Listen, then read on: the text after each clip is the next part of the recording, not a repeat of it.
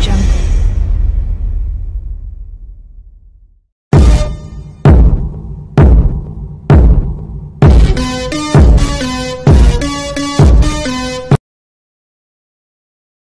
Shalom, soyez tous salués dans le puissant nom de notre Seigneur Jésus.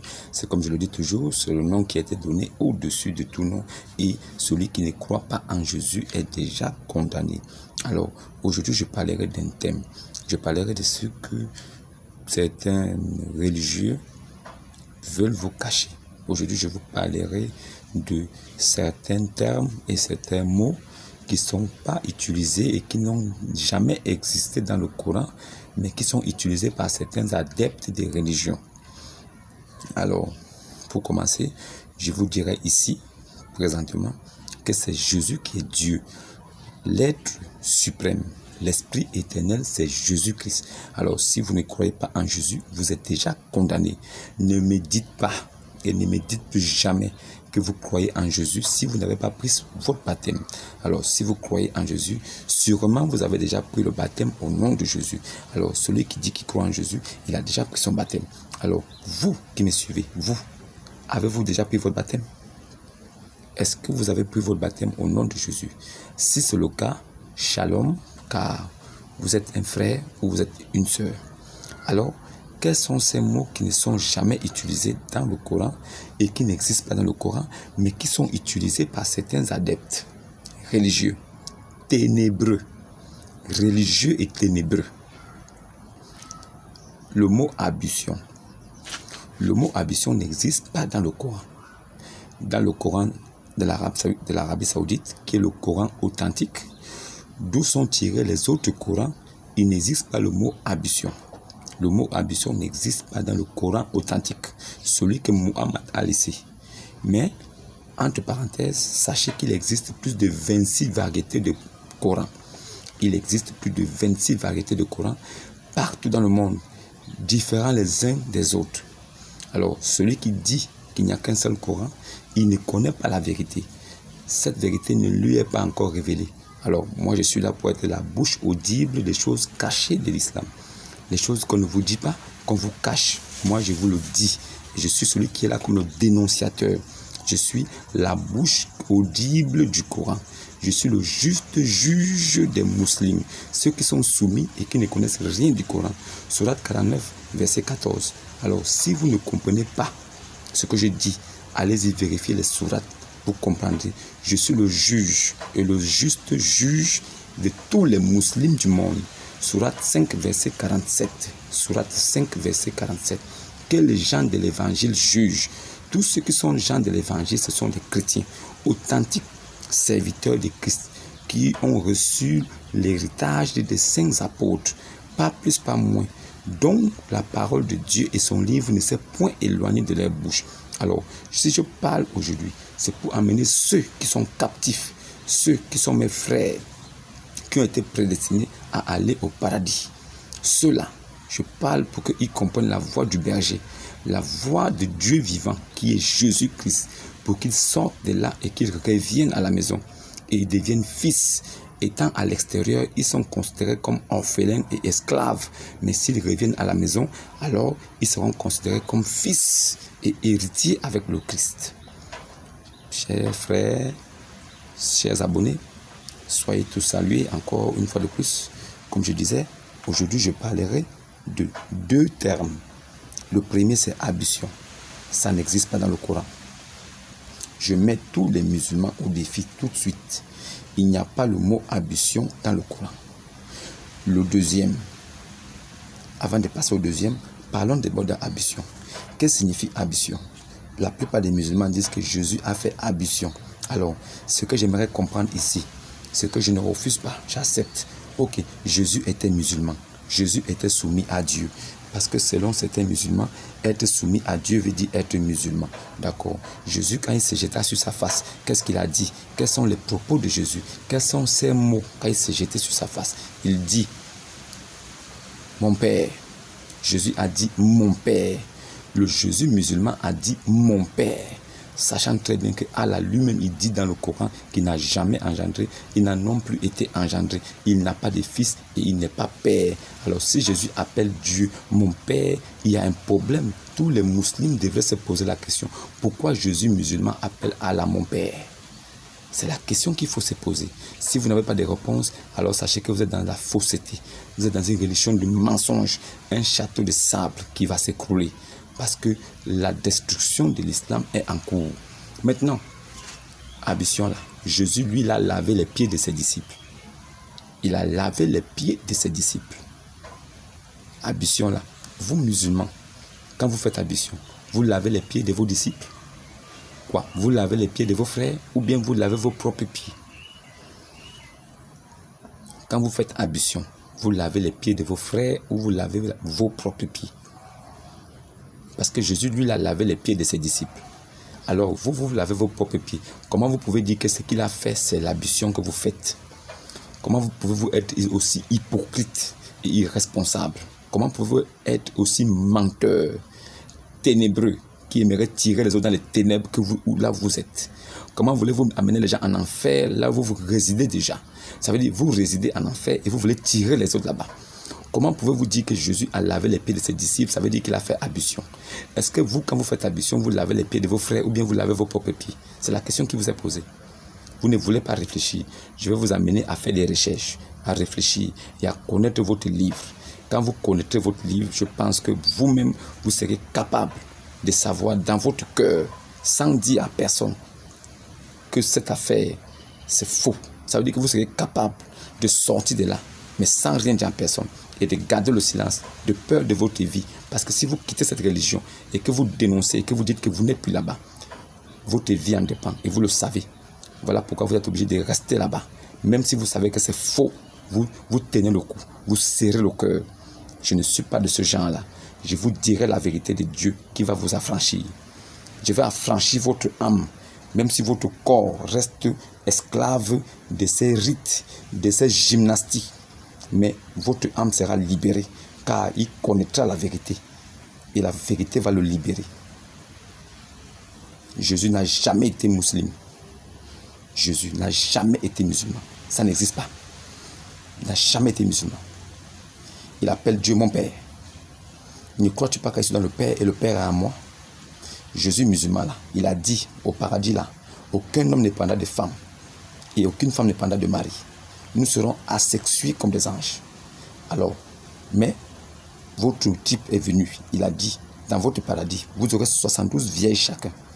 72 vierges avec des longs pénis démesurés. Maintenant, entre votre type qui est venu après là, que vous dites que c'est Jésus qui a envoyé, et ce que Jésus a dit avant de partir, qui dit la vérité? Puisque dans votre livre, lui-même, Issa, ce Jésus fabriqué là, il est la parole de vérité. Il est la parole de Allah. Il est l'esprit de Allah. Il est le souffle de Allah. Donc c'est le véritable. Donc ce qu'il dit est vrai. Entre lui et Mohammed, qui dit la vérité? Ces choses doivent vous amener à réfléchir et à chercher la vérité. Le but, c'est de vous amener à réfléchir et à chercher la vérité pour pouvoir être affranchi. Maintenant, le deuxième mot qu'on ne trouve pas dans le Coran, c'est le mot paradis. Le mot paradis n'est pas utilisé dans le Coran. Ça n'existe nulle part, le mot paradis. C'est des jardins où coulent des ruisseaux. Dans le Coran authentique, il est dit, entrez dans les jardins où coulent des ruisseaux. Mon frère, les jardins où coulent des ruisseaux là, on les trouve partout. Des jardins où coulent des ruisseaux se trouvent partout dans le monde. Vous pouvez trouver des jardins en Afrique, des jardins où coulent des ruisseaux en Afrique, en Europe.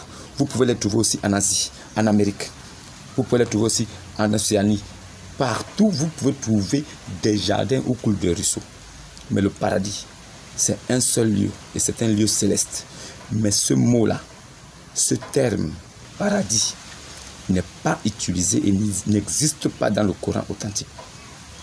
Pour ce fait, pour appuyer mes dires, pour appuyer ce que je vous dis, si vous prenez ça pour un raisonnement humain qui n'a pas de fondement, alors détrompez-vous, car tout ce que je dis trouve un fondement et un appui. Alors, vous allez suivre la vidéo qui suit. C'est d'un frère chrétien dont nous défendons les mêmes idéologies. Nous sommes en Christ, qui est la vérité, la lumière de vie et la vie éternelle. Vous allez écouter son développement où il va détailler avec des épreuves, avec des preuves à l'appui que le mot paradis n'existe pas dans le Coran. Le mot paradis n'existe pas dans le Coran. Ils vous ont trompé. Ce sont les Corans fabriqués hier en langue française traduits où ils ont inséré ça pour mettre un peu plus de crédibilité. Sinon, dans lui-même le Coran authentique, il n'existe pas le mot paradis. Regardez votre livre en face et comprenez que ce livre, c'est un livre de supercherie.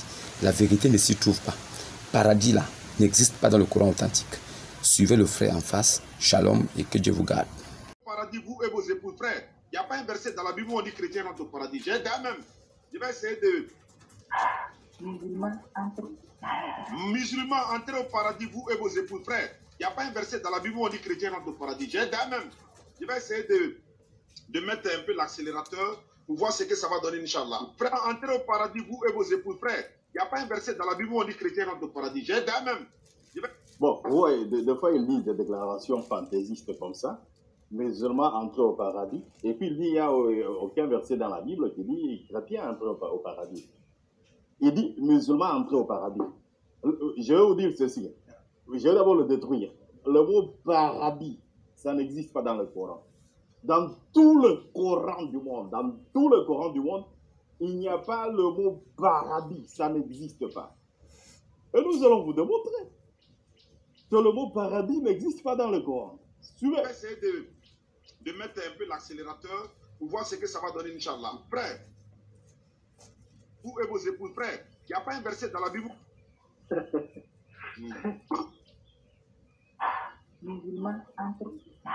Musulmans, entrez au paradis, vous et vos épouses, frère. Il n'y a pas un verset dans la Bible où on dit chrétien entre au paradis. J'ai d'ailleurs même. Je vais essayer de... Il n'y a aucun verset du Coran. Le mot paradis, ça n'existe pas dans le Coran. Ça n'existe pas. Maintenant, il y a des gens peut-être qui ont juste triché, ils ont ramassé, ou bien ils ont triché, ils ont copié un mot de la Bible, ils ont mis ça dans le Coran. La Bible parle du paradis, mais ce n'est pas le Coran qui parle du paradis. Dans le Coran, il n'y a pas de mot paradis. Il n'y a que de petits Corans qu'on a imprimés récemment dans d'autres pays, surtout en Afrique de l'Ouest, des Corans en français, là où on dit paradis. Mais la version arabe, il n'y a pas de mot paradis. Ça c'est une tricherie. Ils ont copié ça de la Bible. Le mot paradis n'existe pas dans le Coran. Même en arabe, le mot paradis, ça n'existe pas. Il n'y a que le mot Jannah. Jannah qui veut dire jardin. On a dit musulman entrer au jardin. On n'a pas dit musulman entrer au paradis. Là, c'est une fausse copie du Coran. C'est une fausse copie et on a triché ça de la Bible pour tromper les nègres, les noirs, que nous sommes. Nous, je suis aussi nègre. Je dis ça pas pour insulter. Je suis nègre, je suis noir. Alors, ça c'est pour tricher. On dit musulman entrer au paradis. Ça n'existe pas. Moi, maintenant, j'avais prononcé le mot paradis. Il ne connaît pas. Ça n'existe pas. Ils ont triché ça de la Bible. Je vais vous le montrer et je vais vous prouver. Nous parlons avec des preuves. Hein. Je vais vous prouver.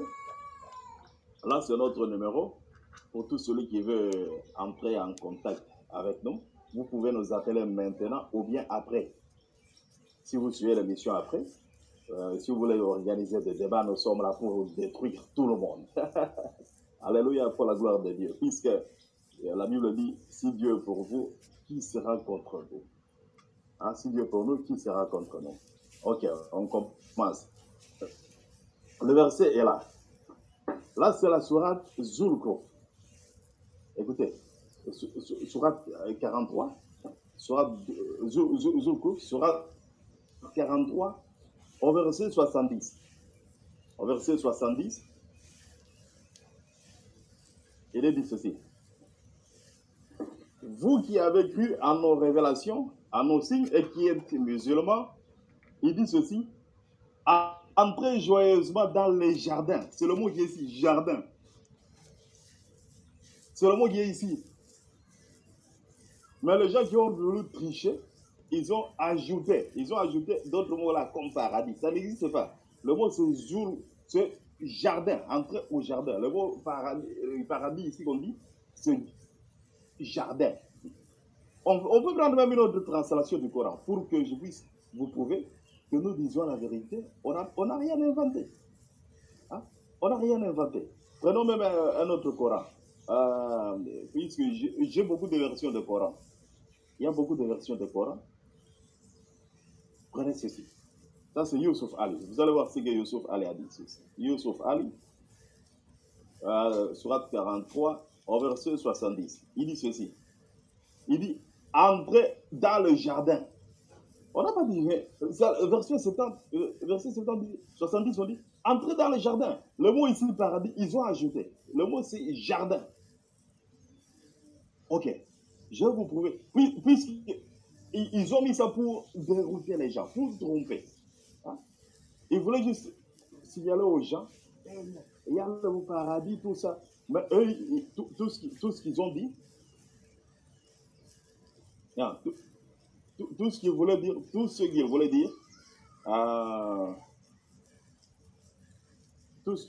c'était cette langue ici. C'était attendez. Ouais. Tout ce qu'il voulait dire, je vais vous montrer ici. Sur Zulkouf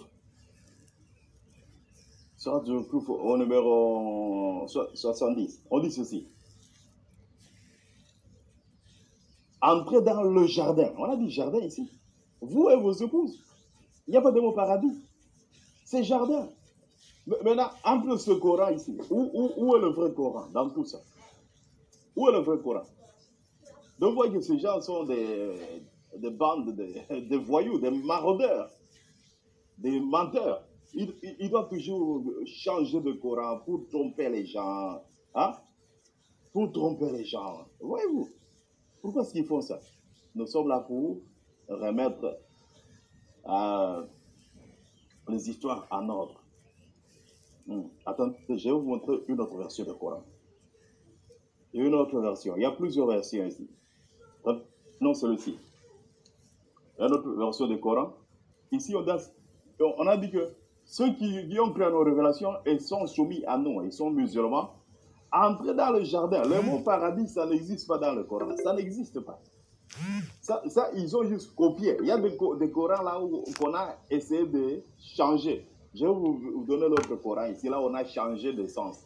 Le mot ici, vous voyez ici, c'est là, sur 43, verset 70.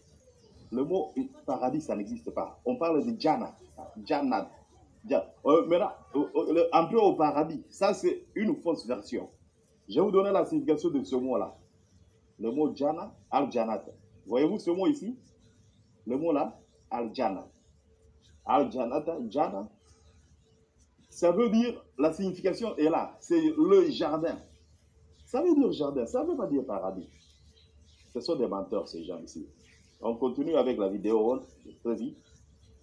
Ceux qui veulent débattre avec nous, nous sommes là. Contactez-nous pour le débat. Nous vous montrons ce qui est écrit. Hein? C'est faux tout ce que ces gens racontent. L'islam ne peut pas évoluer sans mensonge. De mettre musulmans entrez au paradis, vous et vos épouses, frères. Il n'y a pas un verset dans la Bible. Donc, on a vu, c'est une fausse version. Puisqu'il y a même le mot arabe, c'est Jannat. Jannat, ça veut dire jardin. Mais ils ont triché, ils ont mis paradis. Ça n'existe pas dans le Coran. Ce sont des comédiens. Suivez aussi cette... suivez... On dit chrétien. Vous dans les répétitions. Suivez.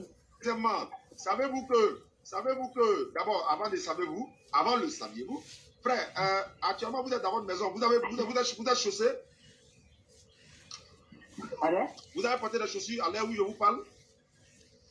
Non. Pourquoi? Pour quelle raison vous ne rentrez pas chaussures dans votre maison?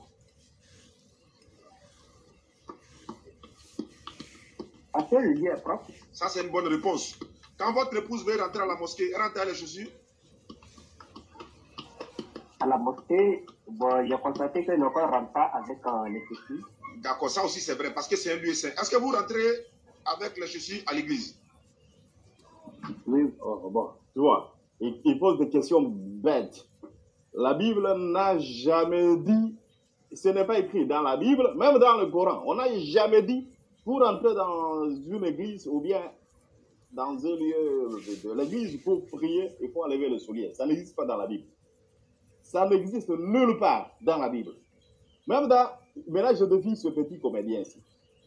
Ah, vous ne l'aviez pas vu, hein? Attendez, je vais vous projeter. Je vais projeter son visage pour que vous puissiez voir comment est-ce que ce petit est en train de mentir. Alléluia. Ah, suivez. Pour quelle raison? J'ai constaté que nos corps ne rentrent pas assez propres. Ça, c'est une bonne réponse. Quand votre épouse veut rentrer à la mosquée, rentrer à les chaussures. À la mosquée, bon, j'ai constaté que nos corps ne rentrent pas avec les chaussures. D'accord, ça aussi c'est vrai, parce que c'est un lieu saint. Est-ce que vous rentrez avec les chaussures à l'église? Oui, oui. Pour quelle raison? Le lieu est propre. Ça, c'est une bonne... Non, non. Pourquoi? Pour quelle raison vous ne rentrez pas à chaussures dans votre maison? Parce que le lieu est propre. Ça, c'est une bonne réponse. Quand votre épouse veut rentrer à la mosquée, rentrer à les chaussures. Alors, je voulais dire, ça c'est de la comédie. La Bible n'a jamais dit qu'il faut enlever les souliers. Maintenant, je défie à ce petit ici qu'il puisse me dire c'est écrit où dans le Coran, pour entrer dans la mosquée, il faut enlever les souliers. C'est écrit où? Ou bien ils ont juste copié, ils ont triché ça de chez les Juifs. La Bible n'a jamais dit qu'il faut enlever les souliers. Ce n'est pas écrit dans toute la Bible. On n'a pas dit pour entrer dans une église, enlever les souliers. Ce n'est pas écrit dans la Bible, ce n'est pas biblique. Maintenant, si quelqu'un veut enlever le soulier, c'est à lui. Maintenant, Dieu a dit à certains prophètes, comme Moïse et Josué, on a dit, enlève les souliers là où toi tu étais. C'était une recommandation personnelle qu'on a donnée à Moïse. Et on a donné à Josué, on n'a pas donné à tout le monde. On n'a pas donné à tout le monde. Comme Dieu avait dit à Moïse, tu peux jeter le bâton, tu peux mettre ta main dans ton escale, tout ça. Là, ce sont des recommandations personnelles. Dieu ne nous a jamais dit d'enlever le soulier. Ce n'est pas écrit dans la Bible. Hein? Hein? Ce n'est pas écrit dans la Bible. Attendez. Audio Jungle.